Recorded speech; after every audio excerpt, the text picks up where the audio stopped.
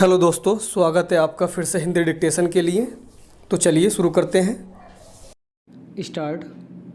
उपाध्यक्ष महोदय, मैं समझता हूँ कि अब तक इस वैदेशिक नीति पर न केवल इस ओर के सदस्यों ने ही बल्कि दूसरी ओर के सदस्यों ने भी प्रधानमंत्री जी को धन्यवाद दिया है। इसलिए मैं अपनी तरफ से धन्यवाद देकर उनका बोझ बढ़ाना नहीं चाहता। इसमें कोई संदेह नहीं कि इस सदन के सभी सदस्य, चाहे वे किसी भी पार्टी से संबंध रखते हों, इस बात से पूरे सहमत है कि हमारी विदेश नीति ने संसार में हमारा सिर ऊंचा उठा दिया है। हमने पंचशील के सिद्धांत को संसार के सामने रखा है।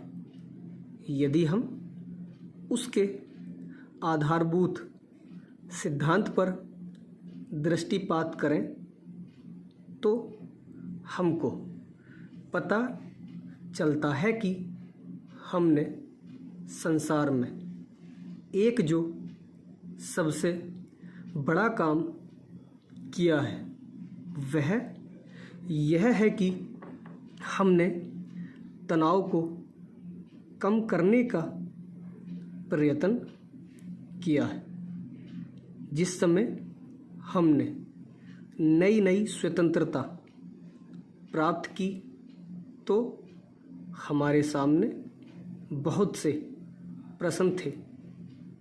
उनके साथ ही हमारे दो बड़े गुट थे जो कि एटम बम और दूसरे बम लिए हुए हमको चुनौती दे रहे थे कि अगर हमने उनमें से किसी एक गुट में सम्मिलित नहीं हुए तो हमको बड़ी कठिनाई होगी।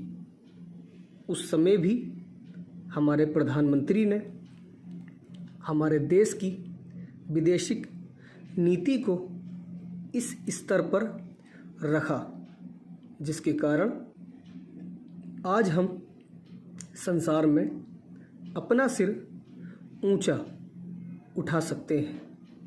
हमने जो संसार के सामने पंचशील के सिद्धांत को रखा उसका सबसे बड़ा फल यह हुआ कि एक सम्मेलन हुआ जिसकी ओर मैं आपका ध्यान दिलाना चाहता हूँ।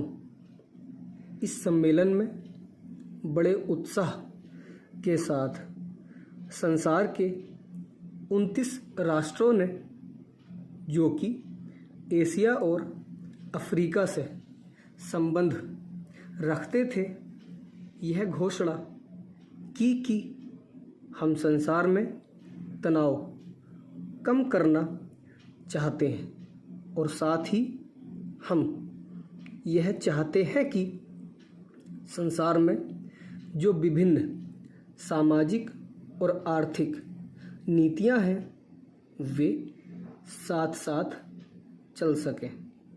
हमारी वैदेशिक नीति में जो सबसे महत्वपूर्ण चीज़ है वह है सह अस्तित्व की भावना।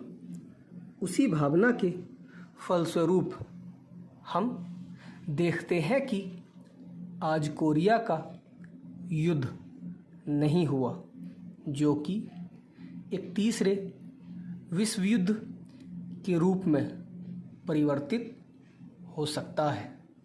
हमारी इस नीति के कारण हमारे अमरीकी मित्र हमसे कुछ अप्रसन्न भी हो गए, लेकिन यदि हम ऐसा ना करते तो आज संसार को तीसरा युद्ध देखना पड़ता।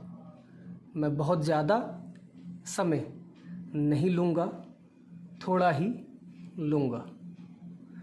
उपाध्यक्ष महोदय, मैं निवेदन कर रहा था कि जब हम कोई प्रश्न उठाएं तो यह देखें कि हम इसमें से कहाँ तक बढ़ा सकते हैं।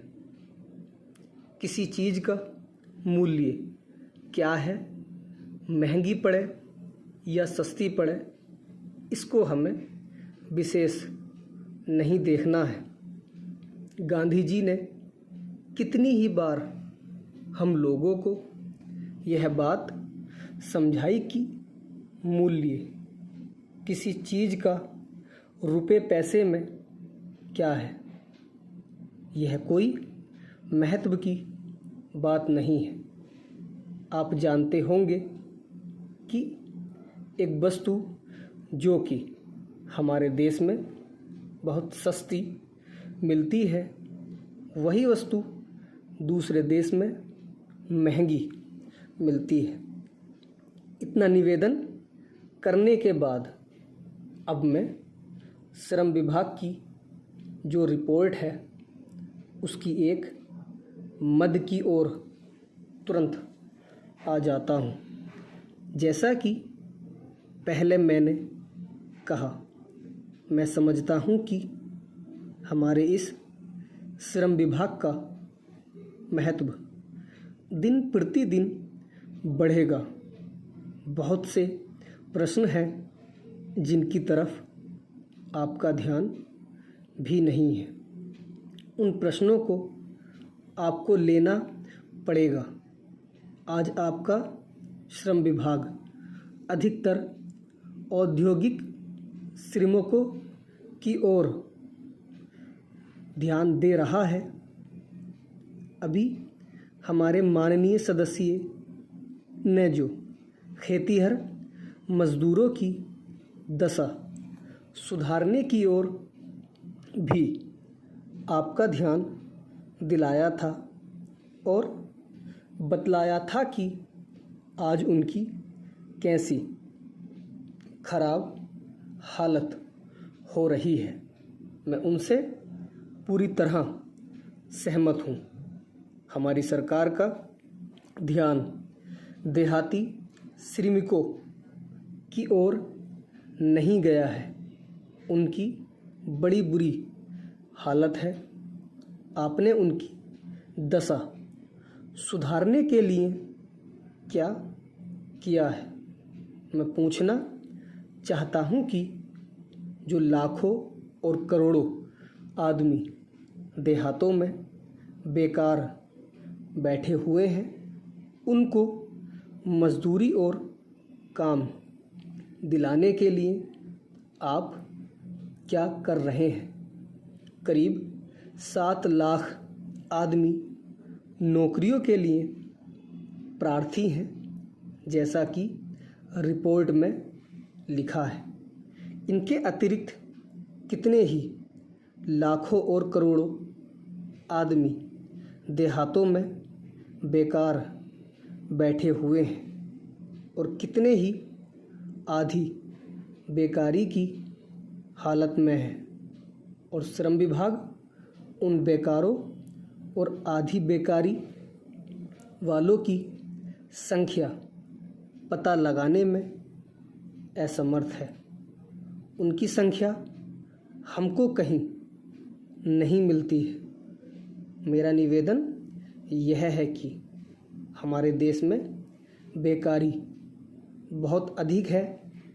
जितना अधिक हम बेकारी को दूर कर सकें, उतना ही अधिक हम अपने देश और समाज को सुखी बनाएंगे। इस कार्य में आपका और आपके विभाग का दायित्व बहुत अधिक है। जो भी नया काम आरंभ होता है, उसका दायित्व श्रम विभाग पर रहता है। धन जनता की भलाई के लिए खर्च होना चाहिए। स्टॉप।